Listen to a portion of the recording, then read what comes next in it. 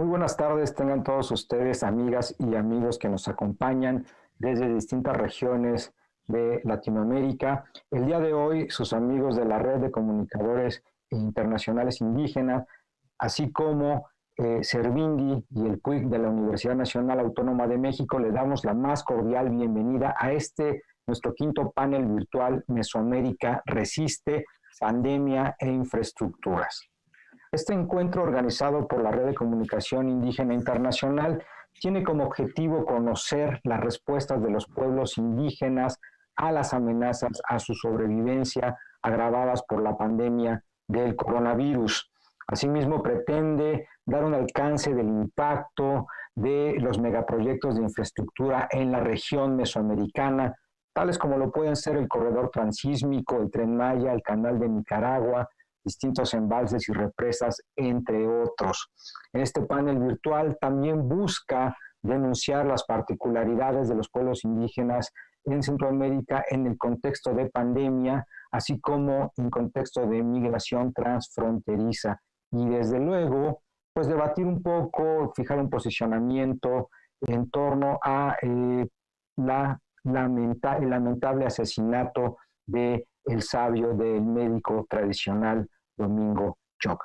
Para esto hemos invitado a una serie de especialistas de distintos países. Nos acompañará el hermano Francisco López Bárcenas desde México, el hermano Rengifo Navas de Panamá, la hermana Daisy George de Nicaragua, el hermano Felipe Gómez de Guatemala y el hermano Nahum Lanín de Honduras. Mi nombre es Juan Mario Pérez y voy a ser moderador de estos paneles.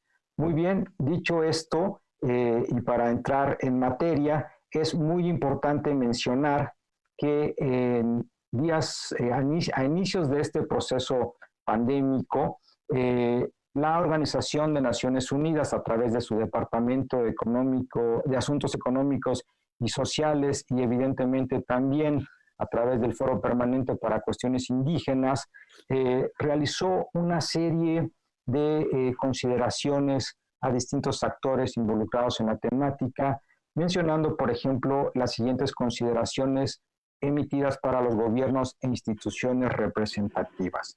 Reconocer a las instituciones representativas de los pueblos indígenas, a las autoridades y gobiernos como los representantes legítimos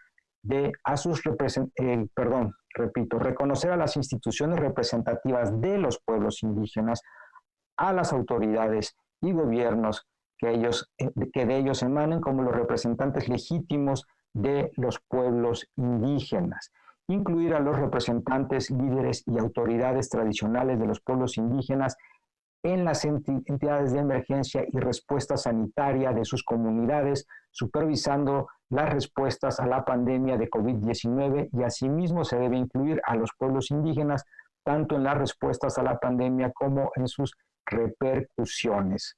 Respetar el derecho de los pueblos indígenas a la libre determinación, incluido el derecho a estar o permanecer en aislamiento voluntario, y una serie de distintas recomendaciones que ustedes podrán encontrar en el sitio de las Naciones Unidas, pero en la cual destacamos también la recomendación a las entidades del sector privado y las ONGs abstenerse de entrar en las comunidades de los pueblos indígenas y entrar únicamente con la autorización de las instituciones representativas de los mismos, siguiendo protocolos claramente establecidos para reducir los peligros de contagio.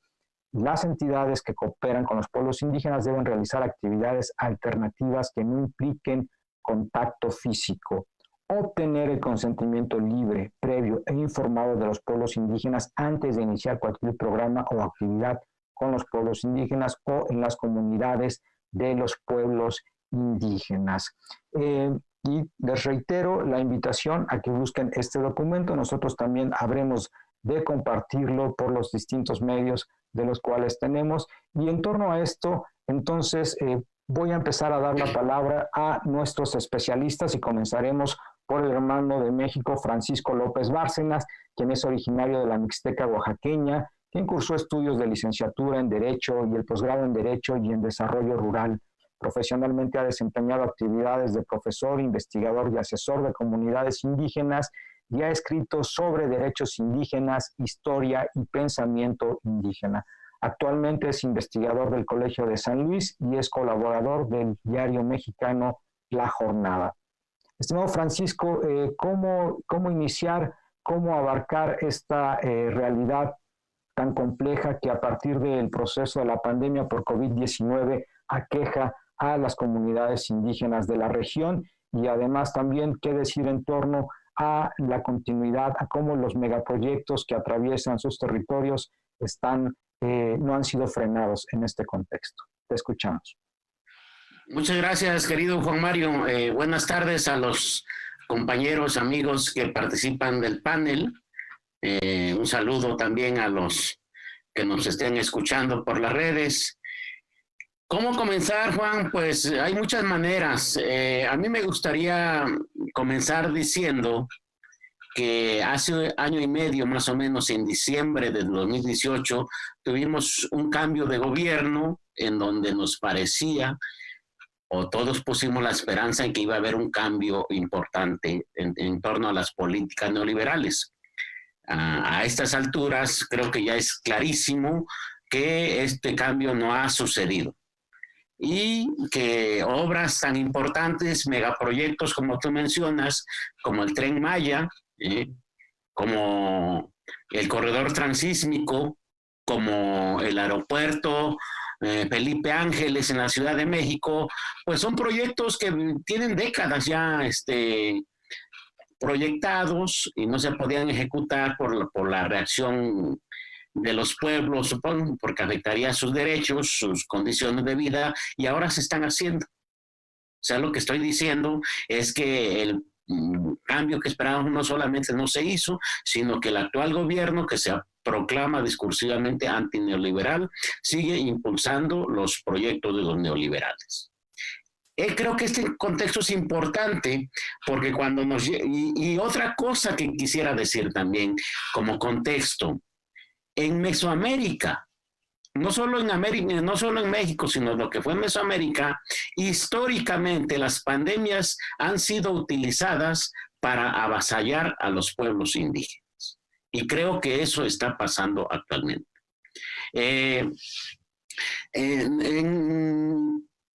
En México hubo mucha información bastante adecuada sobre los efectos de la pandemia, sobre las medidas a tomar, sobre los posibles efectos que podría tener posteriormente el coronavirus, pero a los pueblos indígenas no llegó.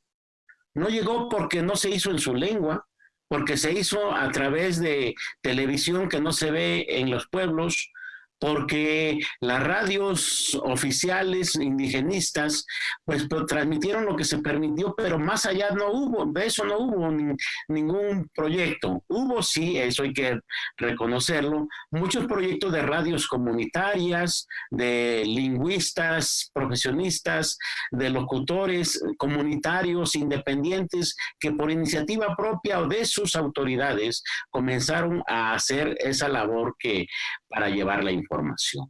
No hubo tampoco, ni hay a la fecha, y eso es grave, un programa particular específico hacia pueblos indígenas que atendiera, porque en los pueblos indígenas no hay hospitales. Juan, tú lo sabes, los compañeros, hay que decírselo, no hay hospitales y menos hay hospitales especializados.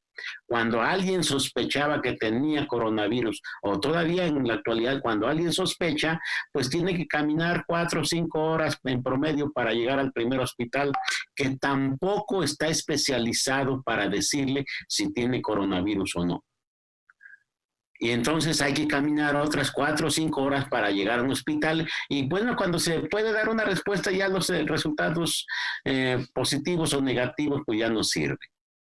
En ese sentido, mucha gente en México, yo no sé si en otros países de América Latina ya nos contarán los compañeros, pero en México la gente se atrincheró en sus comunidades, por iniciativa propia, muchos pueblos cerraron sus fronteras porque es una manera histórica de hacerlo de los pueblos cuando se ven en peligro. Pasó en las guerras en la colonia, pasó en la guerra de independencia, pasó en la Revolución Mexicana de 1910, y entonces, pues también hay una reacción de los pueblos que recurren a su memoria y a sus elementos culturales que tienen ahí. Creo que lo que tenemos que decir entonces, actualmente, la pandemia sigue.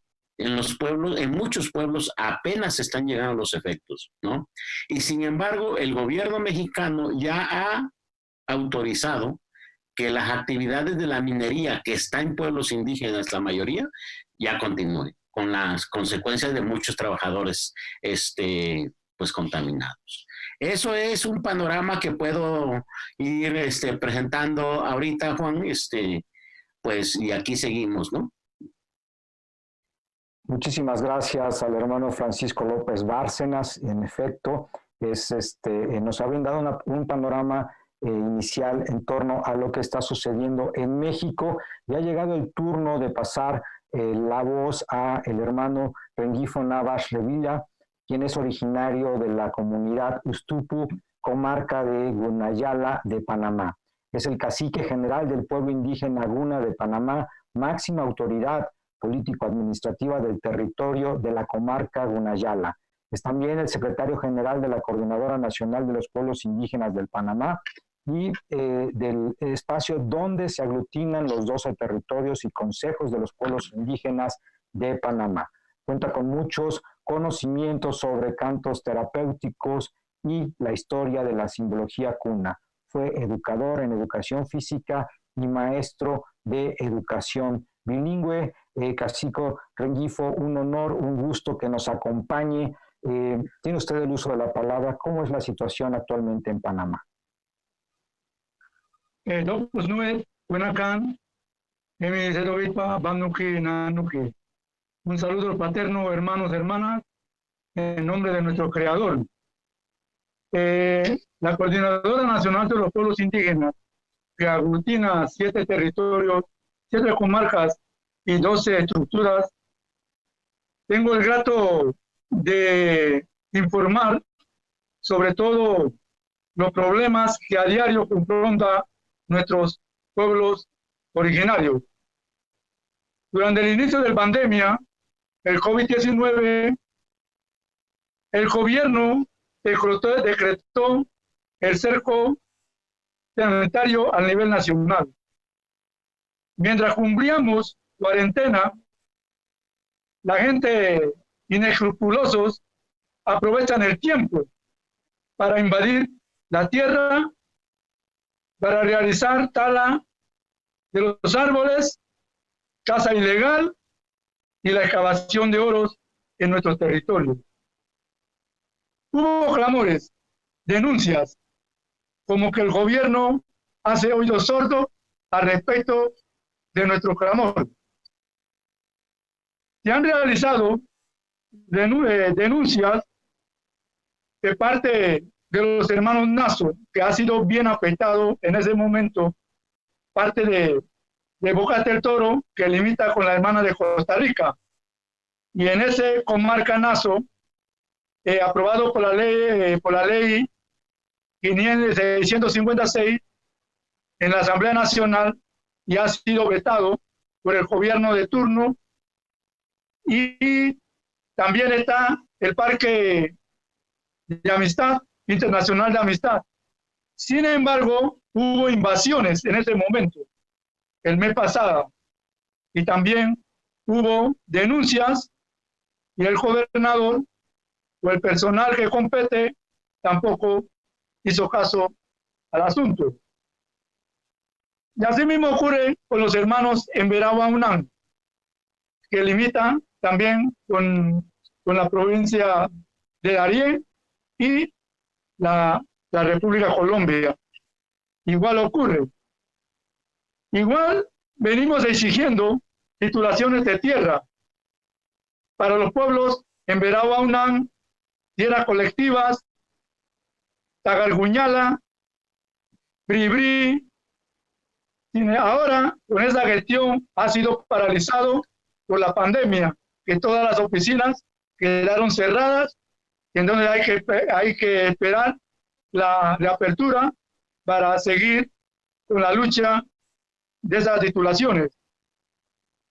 A pesar de establecido las comarcas y tierras colectivas, la situación sigue marginada y en pobreza.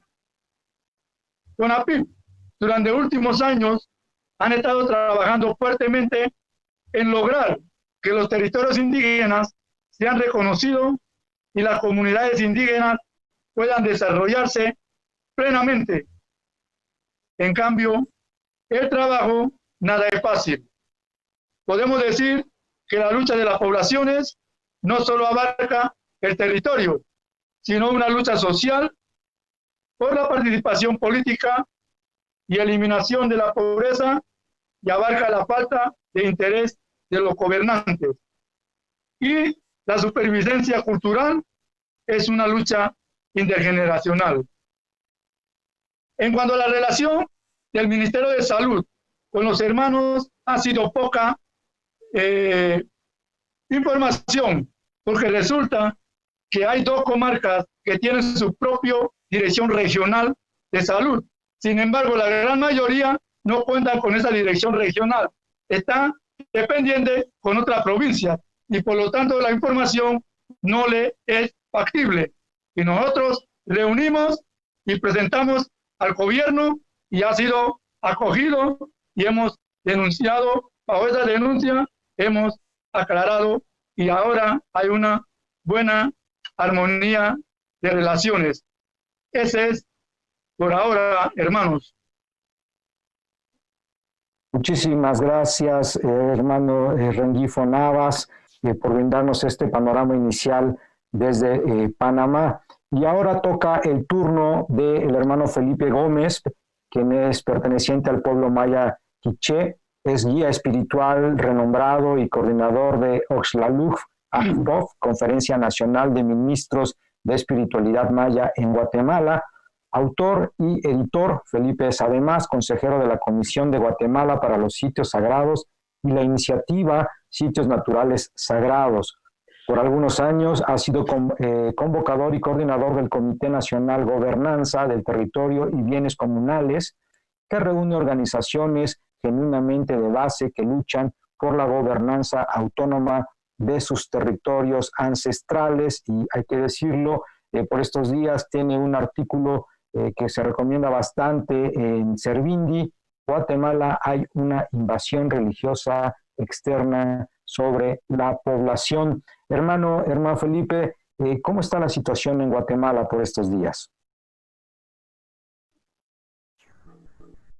Muy bien, muchas gracias por el espacio, gracias por todo este esfuerzo. Bueno, empiezo diciendo, como dijo el hermano de Panamá, en el contexto de la pandemia, pues la situación de pueblos indígenas casi es lo mismo, en el sentido de que las decisiones de los estados, las políticas que se han implementado, las medidas que se han establecido, no son medidas que responden justamente la forma de vida de las comunidades y de los pueblos. Básicamente son medidas urbanas, o sea, se decide en la urbanidad para la urbanidad. Y por eso mismo las traducciones, que justamente dijo el hermano de México, de todas las decisiones, todas las disposiciones presidenciales, pues simplemente es una traducción hacia los idiomas, pero en realidad no deja, incluso no han tenido la capacidad de trasladar una información mucho más elaborada por la propia gente, por las mismas comunidades, que se ha absorbido desde la concepción. Son directrices que vienen desde arriba hacia abajo. Esa es como la primera cuestión. El segundo elemento que observamos es que el gobierno ha implementado algunas medidas supuestamente para paliar la situación. O sea, se dieron cuenta que mucha gente ya no podían caminar, no podían trasladar, no podían vender. Y hasta ahí dice que descubren, se dan cuenta que la mayoría de la gente vive del día a día. Vive de lo que vende hoy, de lo que vende mañana, y no hay un trabajo permanente. para ellos es un descubrimiento. Nosotros sabemos que esa es la realidad que viven los pueblos. Entonces, esta situación de limitar el movimiento de los productores, de los vendedores, de la gente que vende día a día, fue un golpe. O sea, es un golpe que está todavía afectando. Mucha gente han cerrado sus pequeñas ventas, mucha gente no puede trasladarse. Bueno, ese es el segundo que observamos. Luego hay otra situación que se mueve aquí en el país. Todas las disposiciones presidenciales están definidas desde el sector privado. Es la cúpula económica, es la élite económica que dan las directrices por donde hay que encauzar las medidas. Así lo vemos constantemente según las conferencias de prensa que se van dando, pero es el poder económico el que va diciendo si hay que cerrar cuántas horas, si hay que abrir ya, si hay que empezar a abrir los centros comerciales, si los bancos tienen que empezar a trabajar. Todo está pensado desde esa cúpula de poder. Y el presidente prácticamente está decidiendo, emitiendo disposiciones basado en esas directrices del poder económico. Ese es como el otro elemento. En medio de esta situación, sí, efectivamente, los pueblos fueron muy capaces en entender de qué manera es que se autorresguardaron. Hay diferentes experiencias, algunos son muy buenas, otros relativamente aceptables, y también hay comunidades que no pudieron resguardarse bien por la necesidad de salir, la necesidad de trabajar. Por suerte, en las aldeas, en las comunidades, no hay todavía casos que le pone a uno en qué pensar. O sea, hay algunos casos que se dan, pero son los que viven en la ciudad capital. Toda la situación que vivimos también se debe a que Estados Unidos envió muchos hermanos migrantes para que vinieran acá en el país, y eso es lo que también ha afectado la situación que estamos viviendo. Prácticamente muchos hermanos migrantes han tenido que venir, han tenido que dejar sus trabajos o fueron despedidos, pero realmente hay un problema del migrante. El migrante que salió escondido y a buscar trabajo fuera del país, el migrante que obligadamente tenía que retornar con problemas de salud, algunos, pero sí hay problemas de salud. El otro elemento es el tema de los proyectos extractivos. Efectivamente, el Estado de Guatemala, en contubernio con todo el sector privado y la empresa transnacional, han mantenido ese trabajo permanente de que las empresas han venido en los espacios territoriales. Cada vez vemos que hay avance de un proyecto que tiene que ver con las antenas de alta tensión. Acá en Guatemala se conoce como TREXA. Se implementa en plena pandemia, en plena restricción de movilidad, en plena toque de queda. Hay una acción permanente de estas grandes empresas eléctricas. Y no digamos el tema de la africana, avanza, el tema de las minerías en la parte del oriente del país avanza, y también hay otra situación. En el país se está viviendo el tema de conflictos territoriales, le llaman ellos. Entonces acá se ha declarado en medio de la pandemia también estado de sitio permanente en 3 municipios, pero básicamente 2 municipios son los que están supuestamente en conflicto. Pero el análisis es que los pueblos no es que ellos han generado los conflictos, es el mismo Estado que ha generado el conflicto, es el mismo Estado que han provocado esos conflictos, y estos conflictos que ha provocado el Estado ha obligado a que la gente se enfrenten en sí mismo, y entonces el problema ahorita es de los pueblos indígenas. Son los pueblos que tienen problemas y deben resolver. Entonces envían los soldados para ir resolviendo supuestas problemáticas, pero en realidad no es tan así como muchos han divulgado en los medios. Y por último, el contexto que estamos viviendo con la muerte del hermano Domingo Cho. Es lamentable, es triste que hay una corriente religiosa, colonialista, que le llamamos nosotros, sigue pensando que las prácticas de la espiritualidad maya es brujería. Pero aquí hay algo que puede ocurrir en adelante para los pueblos a nivel latinoamericano, para los pueblos de Guatemala. Hay una gran oportunidad de replantear nuestros derechos de carácter espiritual. Muchísimas gracias, hermano Felipe Gómez, por este panorama inicial de Guatemala, y ha llegado el momento de ceder la palabra al hermano Nahum Lalín, quien es miembro del pueblo garífuna y coordinador de juventudes de la Organización Fraternal Negra Hondureña, OFRANE, a quien le mandamos un saludo. Es coordinador general de la Organización de Jóvenes Nanigú y es una organización que trabaja por el reconocimiento y la participación activa de los jóvenes en los procesos de luchas comunitarias y organizativas. Es defensor de derechos humanos y de los bienes comunes, luchador de pueblos indígenas e impulsor de diversas radios comunitarias, a quien OFRANE ha destinado la representación para participar en este panel. Nahum, ¿cuál es la situación en Honduras?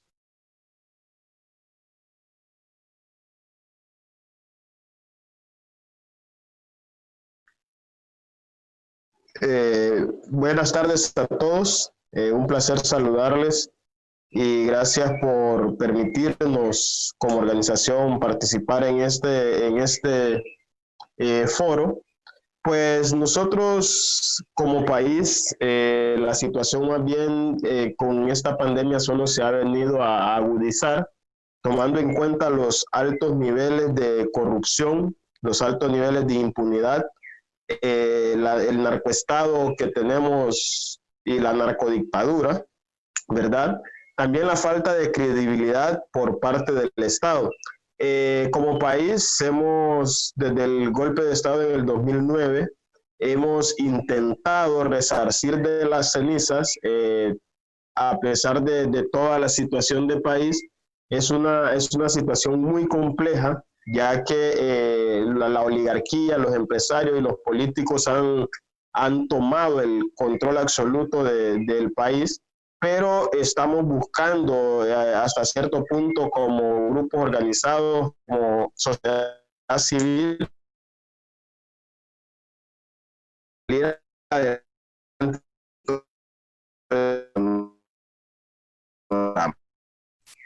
nosotros podríamos decir que somos 9, cada uno desde su... Pero estos megaproyectos impulsados por el Estado con complicidad de los empresarios nos ha venido a sorprender, no tanto a sorprender, sino que a perjudicar.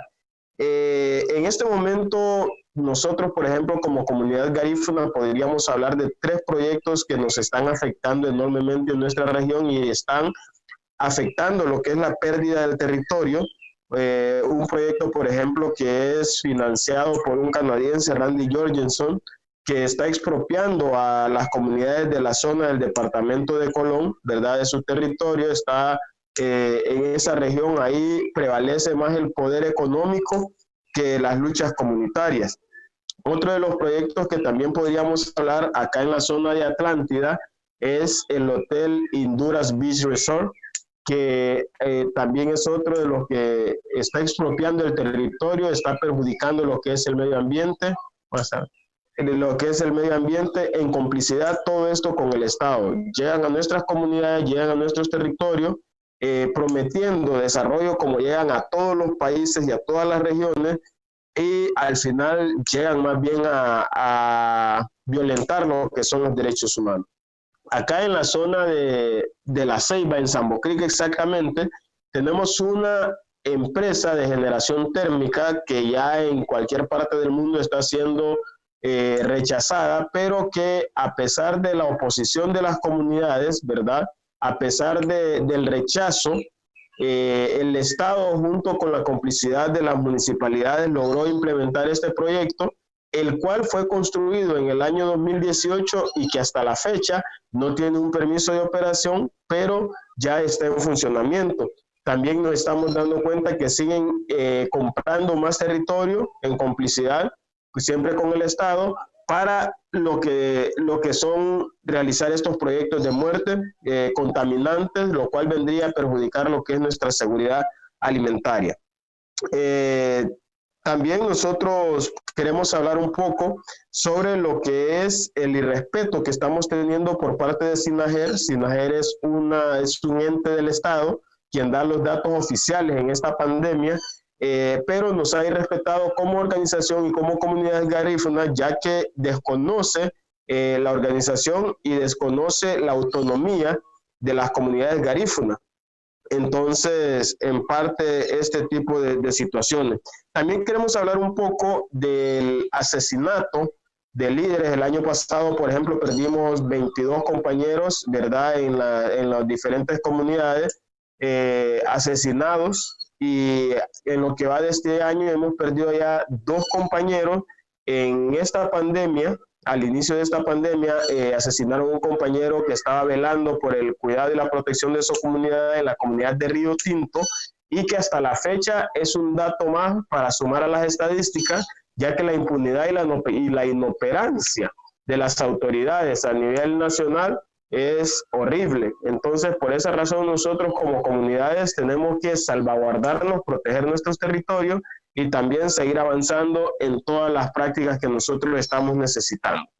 Entonces, en parte, esto también queríamos un poco hablar sobre la militarización de los territorios, que el gobierno en toda esta pandemia ha utilizado desde el 2009 para acá, utilizó el brazo de lo que es los militares, y en este momento de pandemia, después de haber aprobado primero al inicio 580 millones de dólares y luego aprobaron como otros 300 millones de dólares, supuestamente para dar soluciones a la emergencia, pero más bien solo militarizaron los territorios con bolsas solidarias de alimentos, que aproximadamente cada bolsa solidaria iban como 200 o 300 lempiras, iban casa por casa entregándola, pero con una cantidad de militares para llegar a nuestros territorios. Entonces, lo otro sería el asedio por parte del narcotráfico a las comunidades, también todo esto en complicidad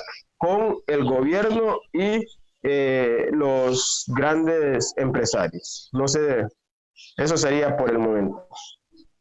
Muchísimas gracias, hermano Nahuín Lalín, por esta visión de Honduras, y ha llegado el turno entonces de ceder la palabra a la hermana Daisy George, quien es perteneciente al pueblo Miskitu de Nicaragua, socióloga con maestría en antropología social por la Universidad Regional Huracán, a quien enviamos un saludo desde la UNAM de México. Fue representante de la Costa Caribe de la Mesa del Diálogo Nacional e integrante de la Alianza Cívica por la Justicia y la Democracia.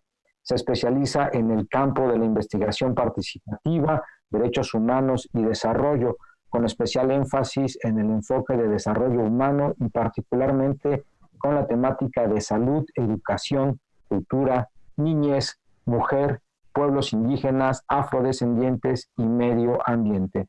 Daisy, tienes el uso de la palabra. Muchas gracias.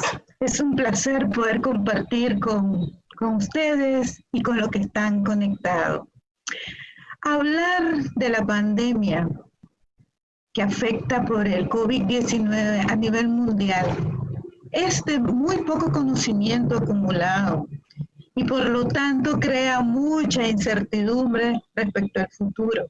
Nos crea más inquietudes para saber si esto volverá, con qué fuerza puede regresar, si habrá vacuna, aún nadie lo sabe. En el caso particular de Nicaragua, realmente tenemos muchos vacíos. Entre esos vacíos, escasa información por parte del Estado, no aplica las pruebas para detectar y la prohibición total para los centros privados de hacer uso de estas pruebas. No se decretó ninguna de las medidas recomendadas por la OPS o la OMS. Y en su primer momento, estamos hablando de enero, febrero, marzo, hubo una negación total de la existencia de la pandemia, más bien había como burlándose de que era una enfermedad que atacaba a los ricos y sobre todo a los blancos. Ante esa incertidumbre que se vivía, porque el mundo está conectado, y todo el mundo lleva y escucha qué es lo que está ocurriendo, sobre todo lo que pasó en Italia y en España, era de preocuparse. Entonces, cuando comenzó la curva exponencial a subir alarmantemente, los especialistas médicos de distintas especialidades se reunieron y firmaron una carta haciendo un llamado a autocuarentena al pueblo, porque esto no era algo de negarse, era una realidad. En medio de eso, las escuelas, las universidades estaban obligados a continuar ejerciendo sus trabajos, aunque los padres tomaron la decisión de decidir de no mandar a los niños o a los hijos. Sin embargo, el personal docente eran obligados a estar en su centro de trabajo.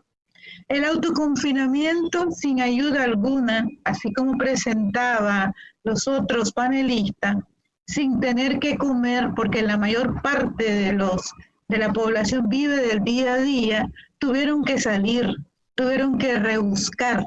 Y ese hecho de estar en la calle constituyó un alto porcentaje de realmente de contagio, ¿verdad? También quiero poner un punto para que podamos asociar ambas cosas. Nicaragua vive un estado de facto desde abril 2018, una crisis sociopolítica que ha costado más de 328 asesinatos, miles de personas obligadas a salir en el exilio, la censura a la libertad de expresión, la confiscación de medios de comunicación y materiales de trabajo. Todavía tenemos 86 presos políticos, las constantes violaciones de los derechos humanos, asedio, persecución, secuestro, cercenado todas las libertades y garantías ciudadanas. El manejo irresponsable de la pandemia refleja el nivel de desgobierno que vivimos en el país. ¿Qué ocurre ahora? Ante esta escasez de información, la sociedad civil se organizó a través de un observatorio ciudadano y ahora le presentaré un contraste de información que presenta el Estado de Nicaragua a través del Ministerio de Salud y lo que recabó el Observatorio Ciudadano.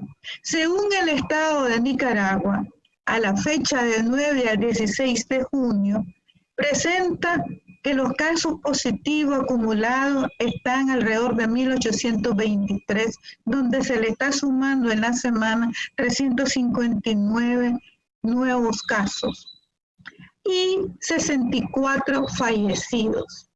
En cambio, el contraste que vamos a hacer con el Observatorio Ciudadano es con lo que pasa con el personal de salud y lo que está pasando con la ciudadanía en general.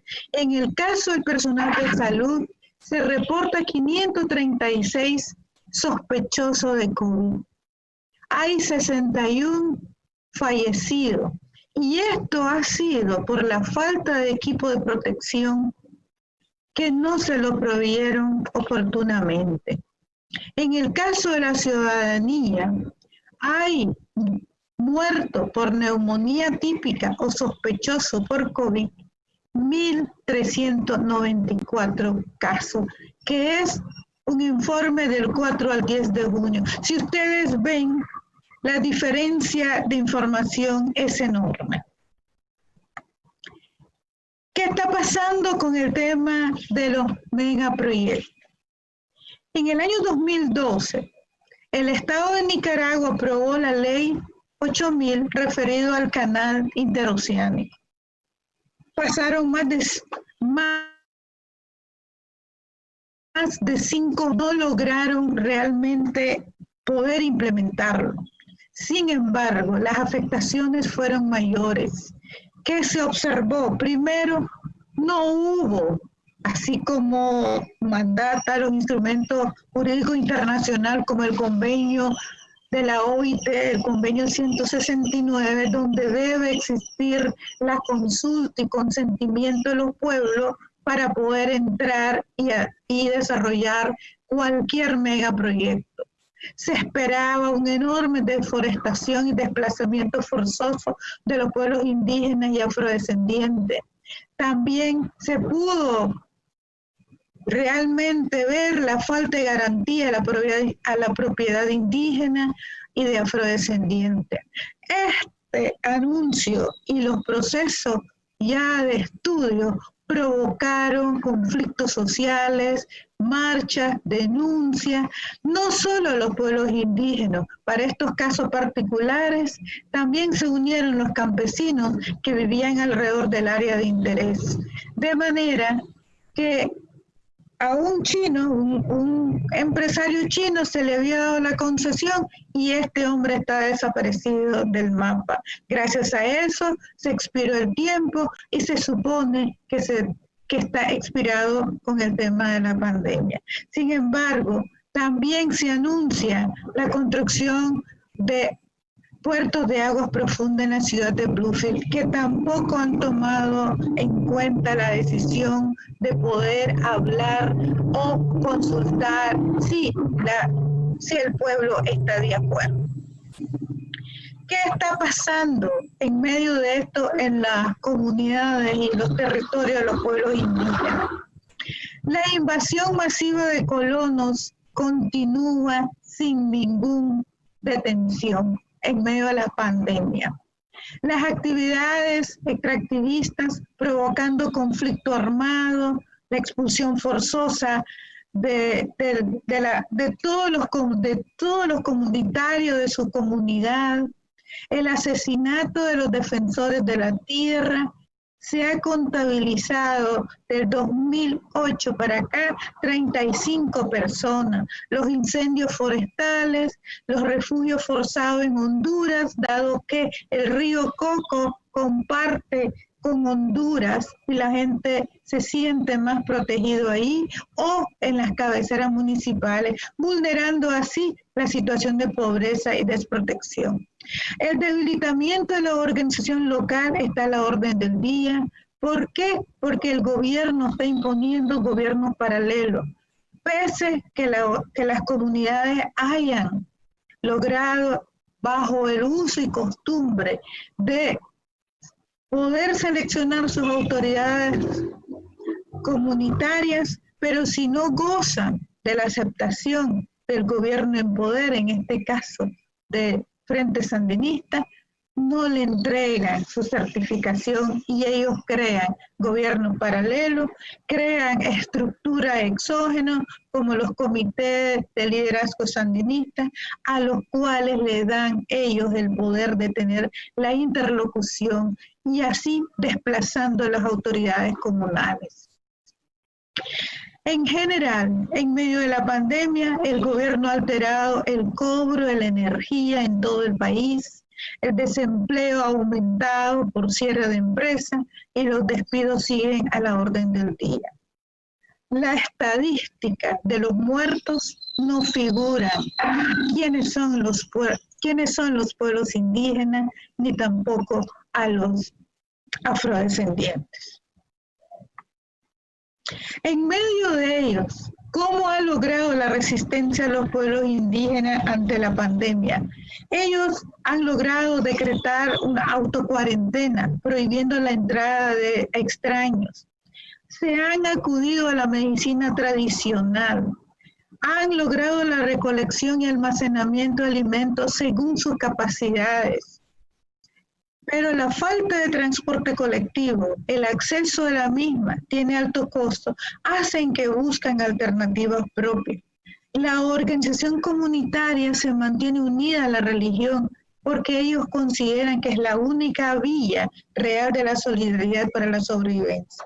No obstante, si estos casos entran en fase crítica, no tienen condiciones por la falta de oxígeno, alteración de los precios de los medicamentos sin control en las farmacias, las inundaciones han obstaculizado la comunicación con el Pacífico, de donde llegan los recursos, las condiciones de los hospitales son limitadas, con la lluvia, ambas cabeceras, Bilby, Caribe Norte, y Bluefield, Caribe Sur, están inundados, hay gritos de auxilio por tantos muertos en el sur, no tienen espacio para entierro y por el nivel freático se está contaminando todo y esto verdaderamente es una alarma. Por ahora lo dejo acá. Gracias. Muchísimas gracias. Le agradecemos a la hermana Daisy George que nos haya brindado este panorama inicial de lo que sucede en Nicaragua. Y ha llegado el momento de pasar a nuestro segundo bloque de participaciones, nuevamente comenzando con el hermano Francisco López Bárcenas. Están empezando a llegar las primeras preguntas, las primeras inquietudes del público que nos acompaña, que nos está viendo a través de las redes sociales de Servindi, de El PUIC. ¿Cuál es la función de los procesos de autonomía como estrategia de resistencia? Es una pregunta directa para López Bárcenas. Y también cómo están cambiando las estrategias de resistencia y negociación política de las organizaciones de la región en el nuevo contexto de la pandemia. ¿Qué creen que se fortalecen para estar listos en estas luchas que se vienen? Esas son dos preguntas para el panel en general. Pero bueno, Francisco, te has destacado por un análisis y por una crítica fuerte, por una crítica dura. En otros espacios hemos comentado que probablemente estamos en lo que es una cuarta ola del colonialismo. ¿Qué decir al respecto, estimado Francisco? Si pudieras encender tu micrófono, por favor. Perdón. Bueno, yo creo que lo que se ha planteado efectivamente cabe dentro de lo que he denominado y algunos compañeros también el cuarto ciclo de colonialismo. Lo que no hay duda es que vivimos un colonialismo, o por lo menos esa es la visión de algunos de nosotros desde México, un colonialismo que se distingue en mucho de otros colonialismos, porque en nuestro país, como decía al principio, pues parece que hay un gobierno que fue electo democráticamente, que tiene una legitimidad popular impresionante por el voto que tuvo, y sin embargo las políticas que están siguiendo son contra esos votantes de ellos. Ese es un problema. Creo que también este colonialismo se distingue porque es un colonialismo que combina racismo y discriminación. Ya no necesitamos que vengan los ejércitos extranjeros para dominar al pueblo, ¿no? Si lo hacen los mismos de acá adentro, pues ¿para qué los necesitamos? Lo que necesitamos es dictarles políticas de cómo van a ser. Y creo que eso se refleja mucho en la manera en que se ha actuado, en que los órganos estatales han actuado conforme al coronavirus. Mira, en esta semana se dieron a conocer datos oficiales del impacto de esta pandemia en pueblos indígenas. Se dijo, por ejemplo, que ha habido 1,760 casos acumulados en estos 3 meses, que de esos son 428 son sospechosos y 327 defunciones. Un número bajísimo. No refleja la realidad de lo que está pasando. ¿Y por qué no la refleja? Porque el mismo gobierno dice que únicamente contó a aquellos que hablan una lengua indígena. O sea, se alejó totalmente de la idea de autoascripción, que es el estándar internacional para estos casos. Pero además contó los que llegaron a los hospitales y los que no llegaron y los que murieron de otra, sin que nadie se enterara, o que pensaron que era gripa o era una presión o era otra cosa, pues no está reflejando. Hay un racismo y una discriminación muy fuerte.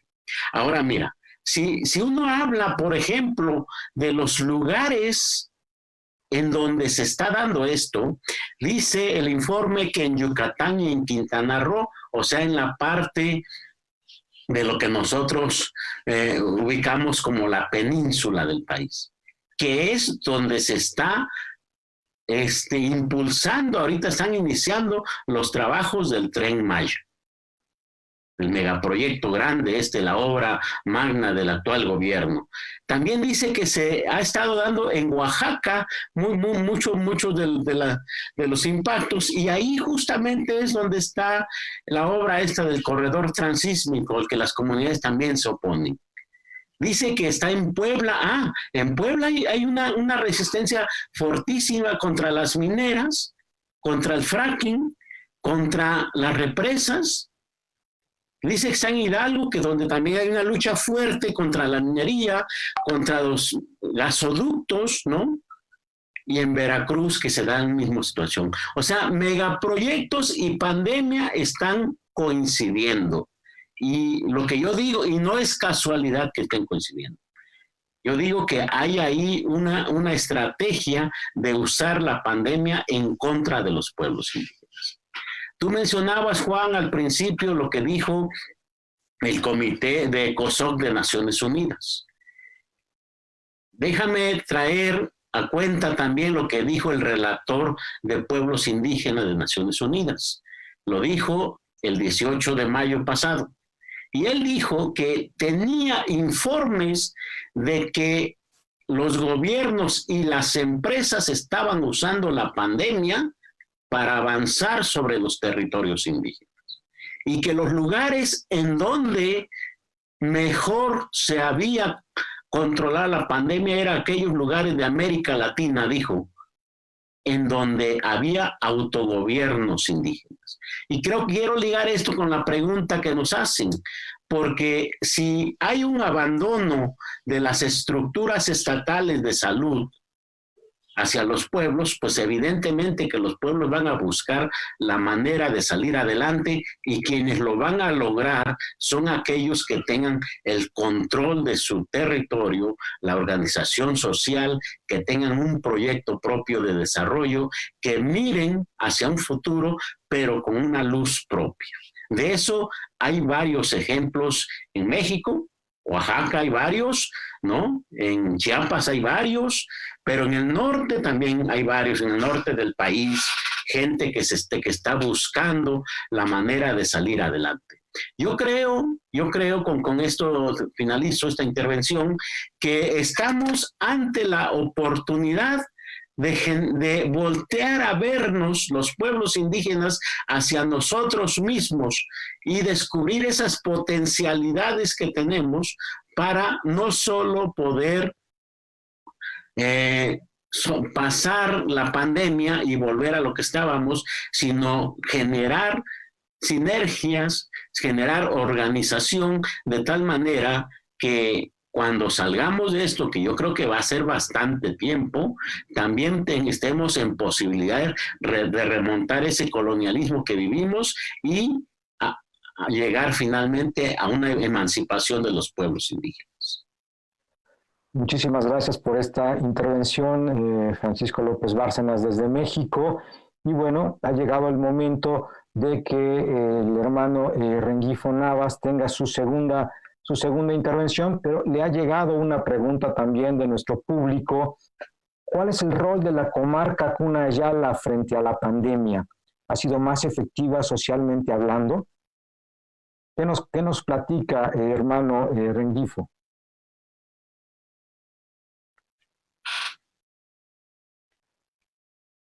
Tiene que abrir su micrófono, por favor. Disculpe, se me había pasado. Con la llegada de coronavirus a nuestro pueblo, sin duda, una parte de nuestras comarcas sabemos que somos vulnerables ante una situación de esta. ¿Cuál es nuestra capacidad para hacer frente? Eso que nos permite reflexionar y tener como una lección que pueda servir nuestro futuro. Aunque el nivel de las comunidades en muchas partes de nuestros territorios no se paralizaron, siguieron sus actividades diarias, pero sí hubo un impacto en las estructuras comarcales, organizaciones, por crear cerco, donde se afectó el 70%, por ejemplo, en caso de Cuna-Ayala, los dependía la actividad de muchas familias, resultaron afectados. El rol como cacique de la comarca de Cuna-Ayala es velar y coordinar con las instituciones gubernamentales y con las organizaciones netamente del pueblo Cuna y el Congreso General Cuna. No obstante, en materia de organización, en mayoría de las comunidades demostraron la capacidad y la fuerza organizativa para enfrentar el impacto de virus en Cunayala. En caso de Cunayala, de las 51 comunidades, solo ha alcanzado a los 14 comunidades. Por el otro lado, demostró el estado de abandono de nuestros pueblos se encuentra por parte de los gobiernos. La instalación sin capacidades no equipadas, falta el personal médico para hacer frente a la cantidad de afectados en algún momento surgieron en nuestras comunidades afectadas, que tuvieron que sacar por vía aérea para luego justificar su indiferencia, diciendo que por cuestiones culturales nuestro pueblo tenía problemas. Con la incidencia de coronavirus, se ha notado que el sistema de salud en materia preventiva es casi inexistente. Hace falta campañas sistemáticas de prevención dirigidas a los pueblos indígenas, con pertinencia cultural y además de alcance inmediato de estas campañas a través de los medios de comunicación. Si bien se hizo campaña en panfletos, volantes e incluso escritos en nuestros idiomas, que consideramos un sistema no tan adecuado, cuando una gran parte de nuestros pueblos solo dominan sus lenguas maternas. Se hace necesario que los pueblos indígenas tengan acceso a las herramientas de comunicación masiva que en algún momento pueda usar en su propio contexto. La gran cantidad de materias elaboradas en esta época quizás han sido productos no efectivos para lo que se buscaba. Sin embargo, hay que reconocer hoy por hoy, nuestra generación de hoy, sobre todo jóvenes, quienes estuvieron de frente para armar esta campaña de su propio esfuerzo. Actualmente, nosotros, los expertos en medicina cuna o en medicinas tradicionales al nivel de los pueblos de los indígenas, se están usando para enfrentar a este COVID-19, pero con la coordinación del centro salud existente en nuestras comarcas. Por eso las autoridades nuestras, aunado el esfuerzo a través del Congreso General CUNA, de la cultura y la administrativa, estamos dando mayor fuerza para combatir esa pandemia. Así que con ese es nuestro papel que hacemos, dar el apoyo a los comités que están en las diferentes comunidades. Por lo tanto, y esto es lo que digo, aparte de eso, CONAPIB también está en vanguardia para que eso no baje la guardia para la lucha contra pandemia. Muchísimas gracias al hermano Rengifo Navas desde Panamá. Y ha llegado el momento, el turno del hermano Felipe Gómez en Guatemala, quien ya también recibe preguntas desde el público. ¿El extremismo religioso tiene alguna vinculación con tendencias de derecha en el caso del asesinato del sabio y del médico indígena? Choc, ¿cuán profundo ha penetrado el extremismo religioso en las comunidades indígenas de Guatemala? Hermano Felipe, le escuchamos. Muy bien, sobre ese tema hay varias cuestiones que podemos analizar en torno a la situación que se está viviendo, no solo con el caso del hermano Domingo Choc, es un problema que hemos venido viviendo desde la época de la colonización hasta nuestros días, todo porque el concepto que se manejaron en los inicios, desde cuando viene la otra cultura, no armoniosamente, sino violentamente, entonces impone una visión religiosa, impone una visión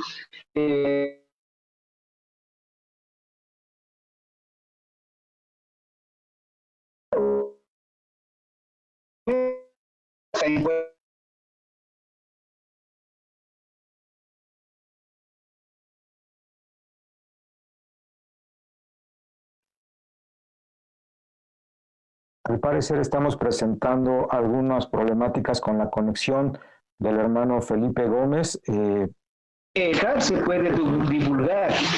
Bueno, en Guatemala, según estamos analizando nosotros, creo que necesitamos varias cuestiones.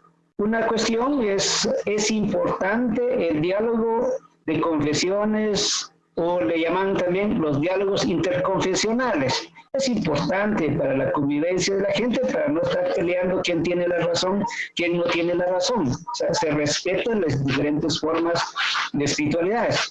En este caso, sí hay una mentalidad que permanece en la mente de nuestros hermanos católicos, hermanas y hermanos evangélicos, y reproducen constantemente la idea de que lo que era maya era satánico, era brujería y era que no es bueno.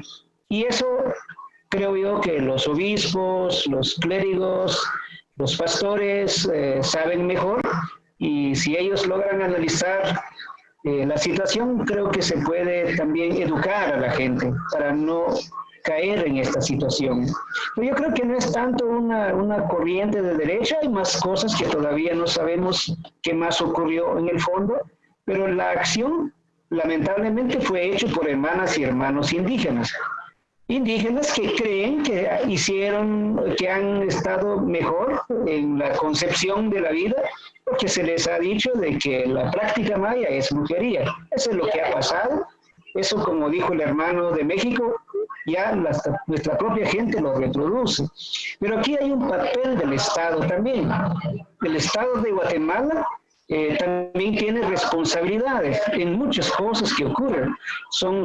El Estado es responsable del modelo de educación que tenemos, el Estado es responsable del modelo de sistema de salud que tenemos, el Estado es responsable del modelo y del sistema de justicia que tenemos. Entonces, prácticamente el Estado también tiene un rol muy importante para que se dé solución a esta problemática que estamos viviendo.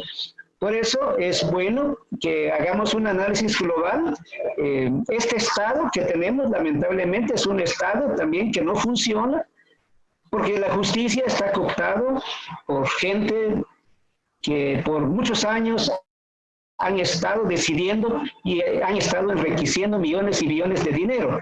Es un Estado prácticamente cooptado por la corrupción en el sistema de justicia, en el sistema de educación, en el sistema de salud y en muchos espacios. El Estado, lamentablemente, solamente si la sociedad guatemalteca o la sociedad de los pueblos del mundo buscamos esa posibilidad de transformar los estados, de hacer todo lo posible, de que todos los pueblos, todas las culturas nos encontremos, dialoguemos y nos pongamos de acuerdo de qué educación queremos, qué sistema de salud necesitamos, qué sistema de justicia funciona mejor cuando somos diversos pueblos, diversas culturas.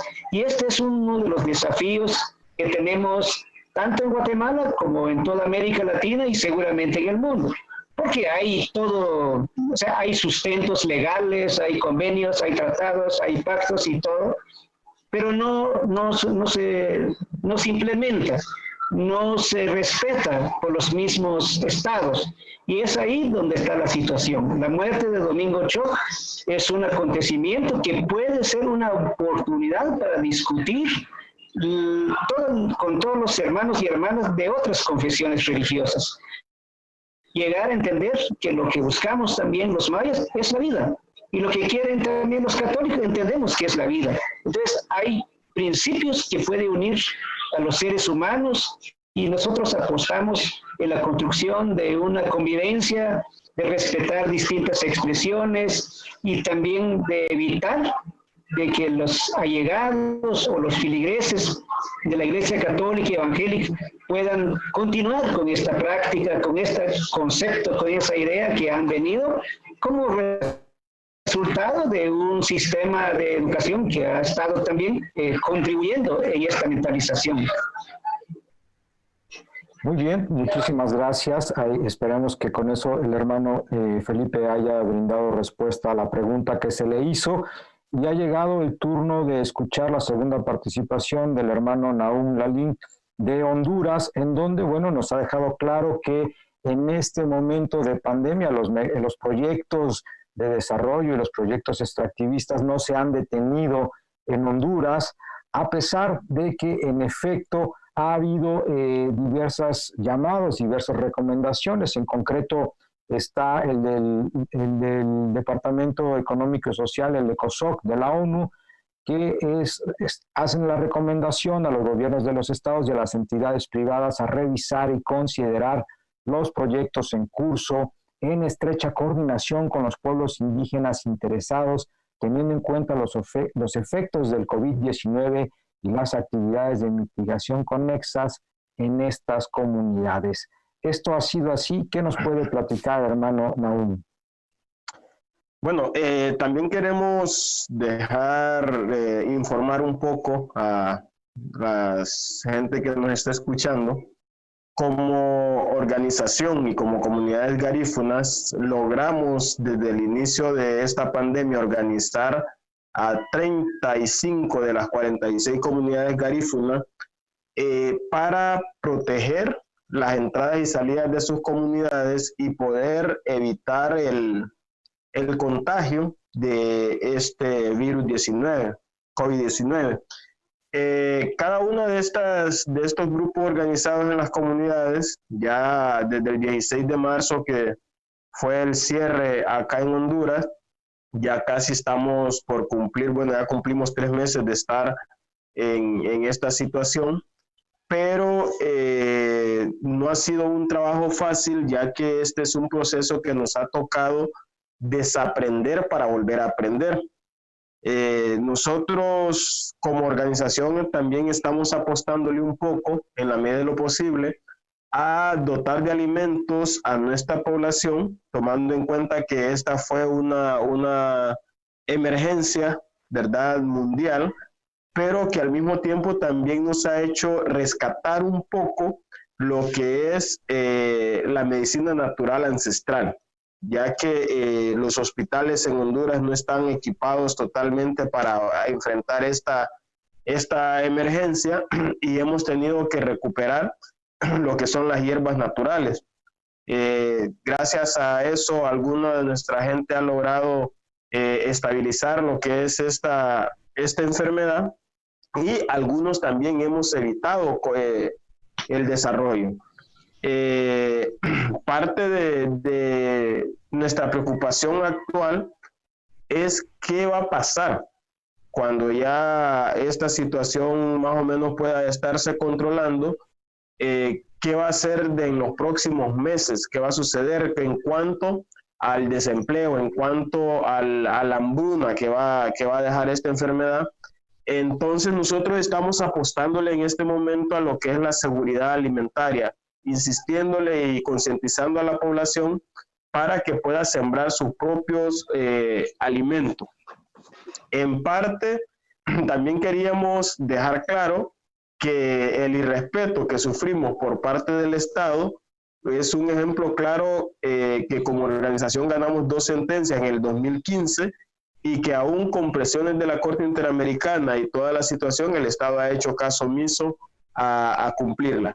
Entonces nosotros estamos apostándole fuertemente a lo que es la organización, a lo que es el trabajo comunitario, a lo que es el trabajo colectivo, ya que como comunidad garífuna y como pueblo indígena siempre hemos vivido de forma colectiva y en parte esto nos ha dado resultado hasta este momento.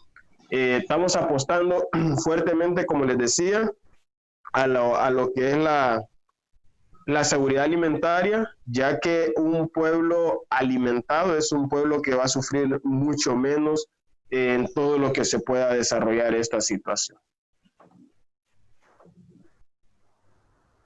Muy bien, hermano Nahum, le agradecemos sus comentarios. Y bueno, ha llegado el momento de pasar, ya nos estamos acercando al final de nuestro panel.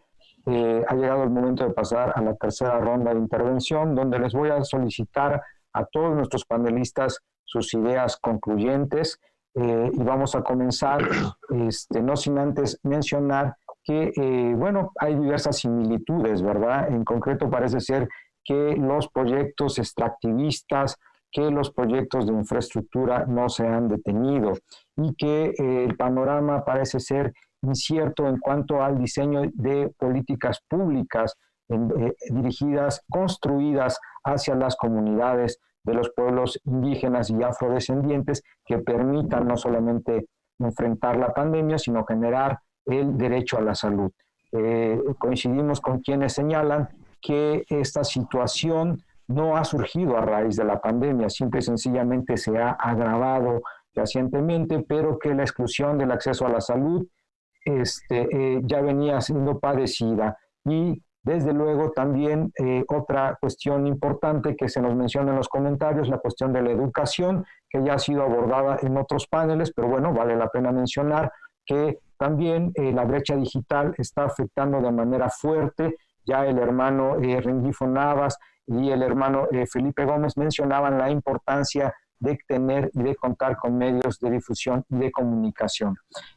Daisy, me gustaría comenzar contigo solicitándote, por favor, tus ideas concluyentes. Muchas gracias. Gracias, Juan Mario. Puse demagogia o derecho, las leyes y los pueblos indígenas en el Caribe nicaragüense. En Nicaragua hay un marco jurídico altamente favorable para los pueblos indígenas.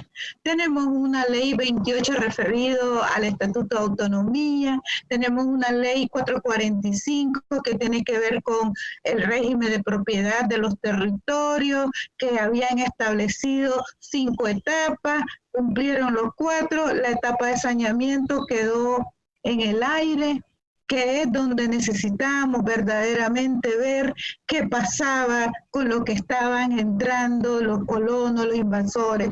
Sin embargo, no ha pasado nada. ¿Qué pasa con los títulos? Son los títulos que van a tener sin que los respeten.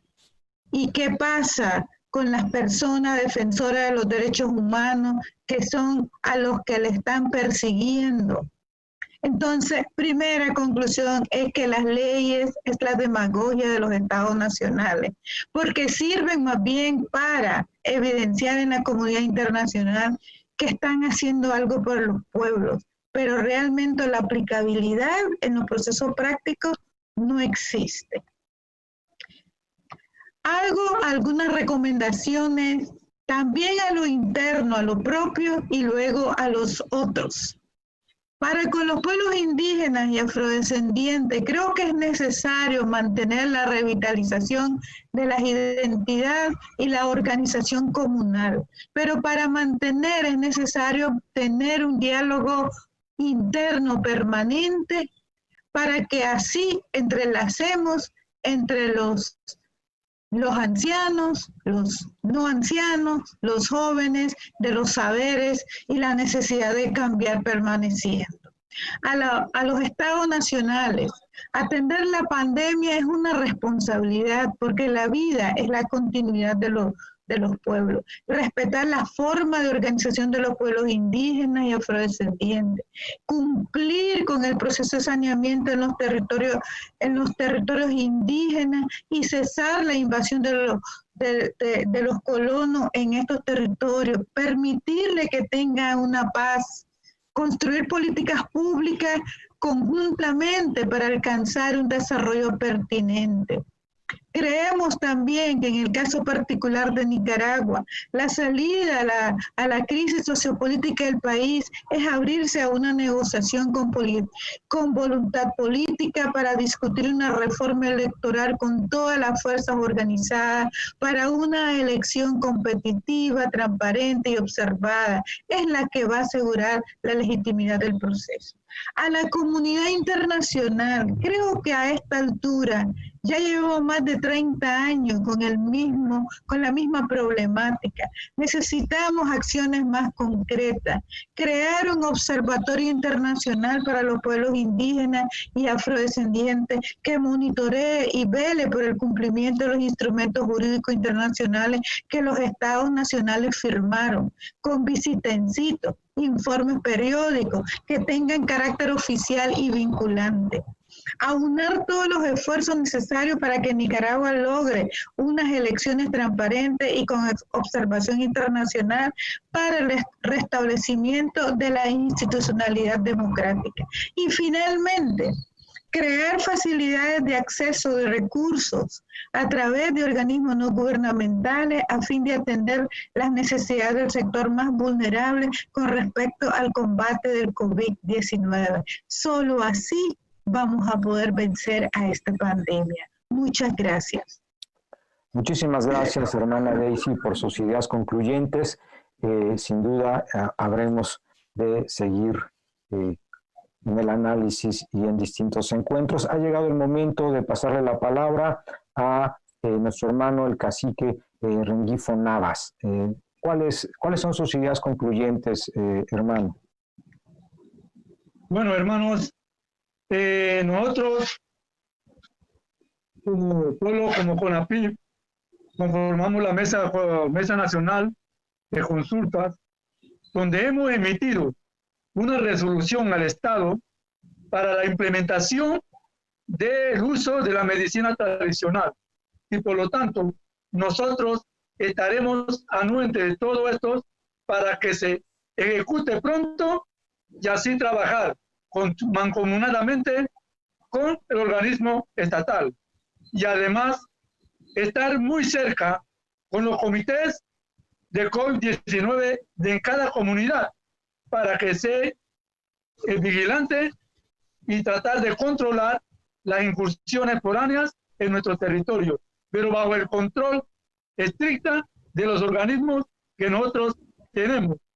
Independientemente de esto, el pueblo Cuna, de Cunayala, nosotros contamos con diferentes secretarías que están inactivos y por lo tanto, vamos a activarlo para que paulatinamente puedan empezar actividades y así haber unos pequeños ingresos en la comarca y mantener igualmente con los gobiernos.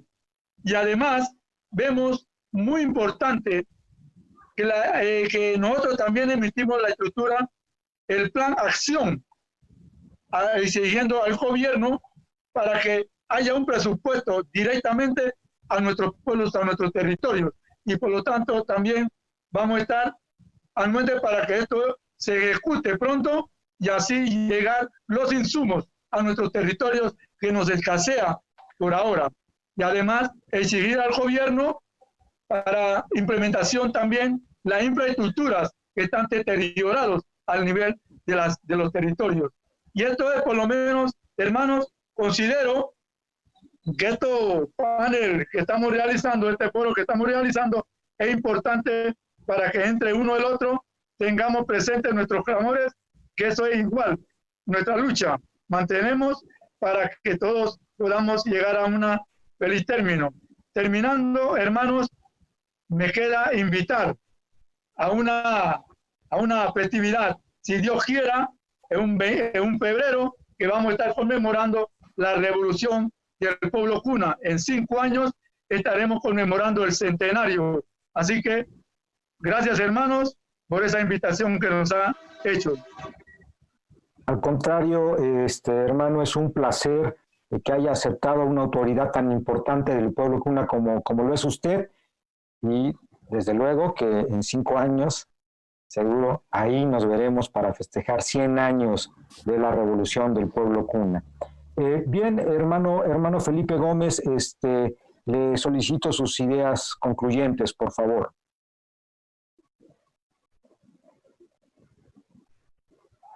Si pudiera abrir su micrófono, se lo agradeceríamos. Ya, muy bien.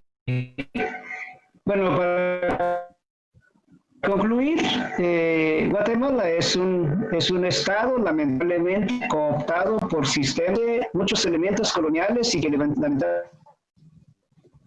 lo vemos en el sistema de justicia, lo vemos en la educación. Guatemala lamentablemente también reproduce mucho esa falsa idea que descalifican constantemente que la espiritualidad maya es brujería, eso lo hemos señalado claramente, pero también hay expectativas positivas. En Guatemala también hay comunidades, hay pueblos que sueñan que este país puede ser diferente, que este país puede ser distinto, pero depende mucho de los pueblos y de las comunidades de organizarse y de también participar directamente en algunos procesos que pueden ser abiertos, ya sea porque la sociedad misma va a exigir o que también sea por iniciativa de los pueblos u otros actores de la sociedad.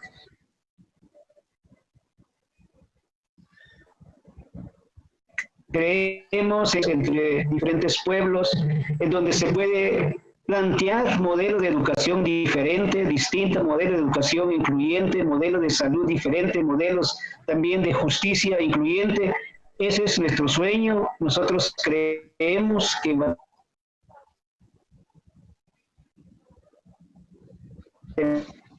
mala situación que vivir de algunas decisiones, las comunidades tienen capacidades y habilidades de tomar ciertas decisiones y ese es como el sueño más interesante que uno ve en medio de la oscuridad. Siempre hay esperanza. Muchísimas gracias, hermano Felipe, por este posicionamiento. Sin duda, será muy importante para la continuidad de estos paneles. Siempre hay esperanza.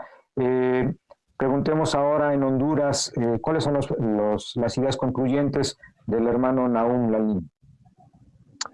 Bueno, nosotros estamos claros como organización y lo hemos tenido claro desde el principio de esta pandemia, que solo el pueblo salva al pueblo, que aquí o somos todos o no es ninguno, que aquí lo que nos va a salvar es la colectividad, volver a la parte ancestral, a la parte de las hierbas, a la medicina natural y autoprotegernos en nuestros territorios, seguir resistiendo, seguir contando con el apoyo y la solidaridad internacional, ya que el gobierno que contamos y el futuro que estamos proyectando después de estas próximas elecciones, que incluso van a ser, creo que en el 2021, 2022, muy poco es lo que va a cambiar. Nosotros seguimos insistiendo que aquí toca la colectividad, la espiritualidad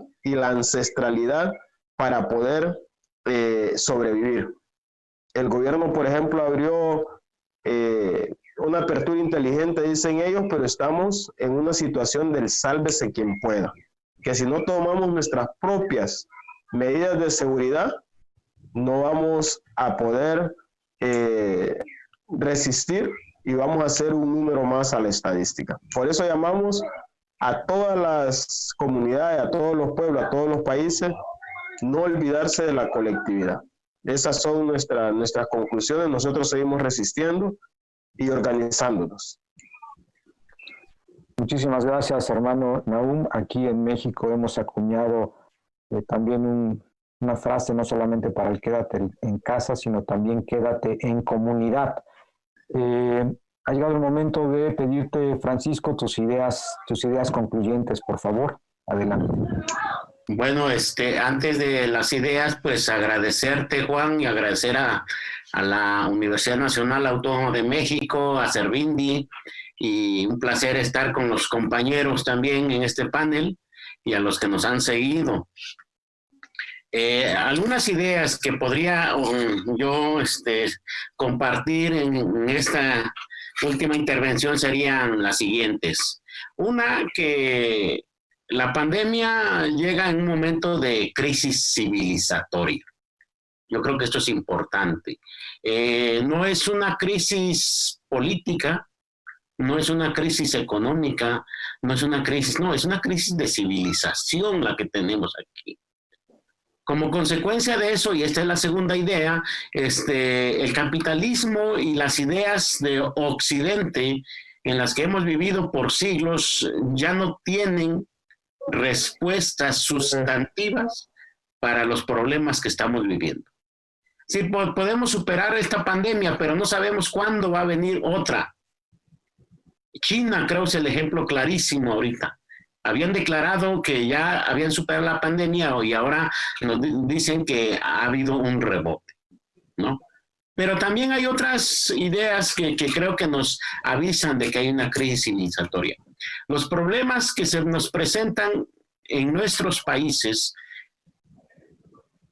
para esos tipos de problemas, los estados no tienen solución, se ven imposibilitados porque los estados también están muy débiles por el poder que han tenido el capital transnacional para dictar las políticas en los estados nacionales. Entonces, si hay una crisis civilizatoria, creo que lo que tenemos que pensar es ¿y cómo la vamos a superar?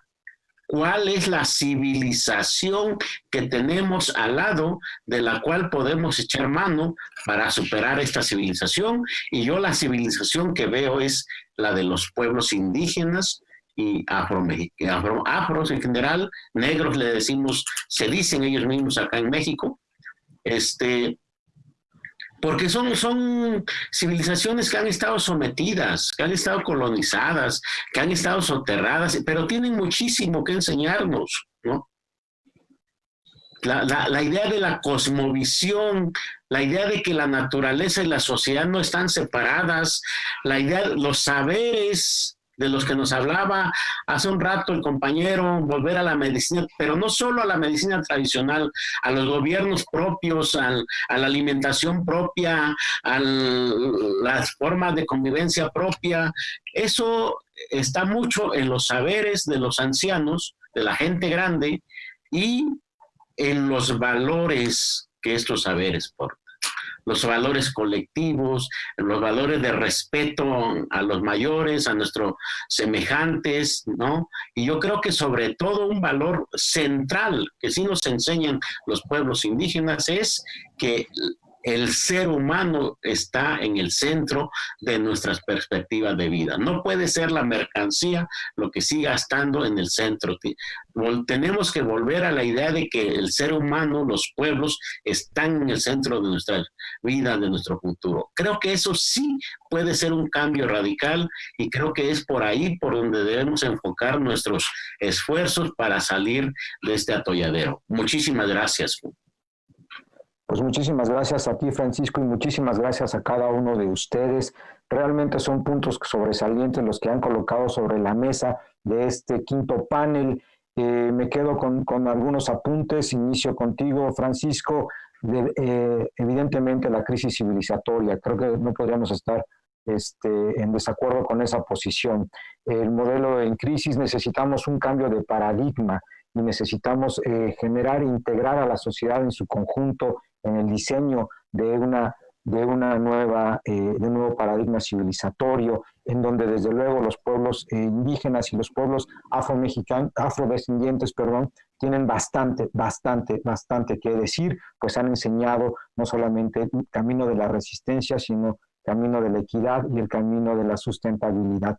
Desde luego también parece ser una idea en la cual nuestros cinco panelistas están de acuerdo en esta ola de colonialismo, cuarta ola de colonialismo neoliberal. Los proyectos extractivistas y los megaproyectos de infraestructura desarrollados y apoyados entre la unión de los gobiernos de nuestros estados y las industrias, la industria privada, el capital privado, continúan a pesar del llamamiento de diversas organizaciones y incluso de los propios estados organizados en las Naciones Unidas. A pesar de esas recomendaciones, es una situación y es un hecho que continúa el neoextractivismo colonial y que continúa desde luego el desarrollo de megaproyectos de infraestructura.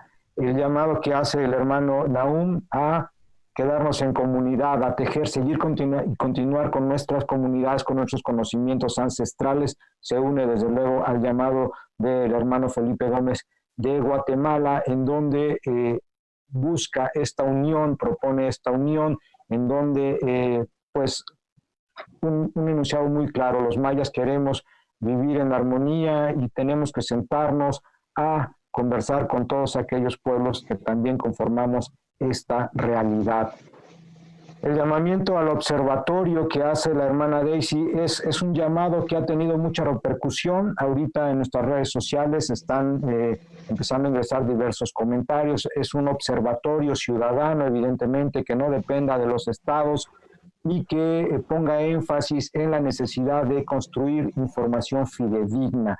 Es un hecho también el asunto del subregistro, la cuestión del subregistro de nuestros de la información que se construye por parte de los estados no está reflejando, y eso es algo que también se ha mencionado por nuestros 5 compañeros panelistas, no está reflejando la realidad en cuanto a los contagios y en cuanto evidentemente también a las comunidades indígenas, como lo mencionaban, coincidieron en eso.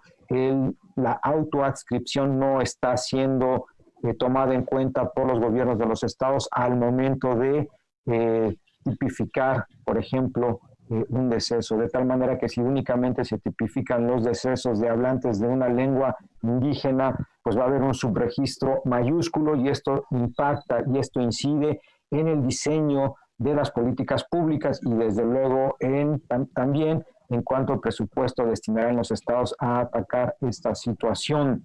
Y evidentemente nos unimos al llamado que hace el hermano Rengifo Navas de continuar impulsando modelos de autonomía, como lo ha demostrado el pueblo Kuna en la comarca Cunayala. Desde luego nos unimos al señalamiento que hace el hermano Felipe Gómez condenando el artero asesinato del sabio del médico tradicional Domingo Choc. Y bueno, ha llegado el momento de cerrar esta participación. Yo quisiera no despedirme sin antes invitarlos a todos ustedes al sexto y último panel de este primer inicio bastante exitoso, por cierto, de la Red de Comunicadores Indígenas Internacional, de Servindi y del PUIC UNAM, para que nos acompañen el próximo jueves 25 de junio en punto de las 17 horas, tiempo de Lima, Bogotá, Quito y Ciudad de México, al panel Autonomía, Libre Determinación y Descolonialidad del Poder. Tenemos 4 invitados de primer orden. Catherine Walsh estará por parte del Ecuador, Edgardo Lander de Venezuela, María de Jesús Patricio de México y Nelson de León Cuntule de la comarca Gunayala en Panamá. La moderación estará a cargo de Roberto Espinosa de El Perú, y a todos los panelistas les pido que abran su cámara y que agradezcamos a nuestro público que nos ha acompañado. Gracias a ustedes por el favor de su atención. Mi nombre es Juan Mario Pérez, y no me resta más que desearles una muy buena tarde, recordarles que tenemos que cuidarnos, recordarles lo más valioso que tenemos es nuestra vida en comunidad. Por favor, quédense en comunidad. Muchísimas gracias y hasta la próxima. Hasta la próxima.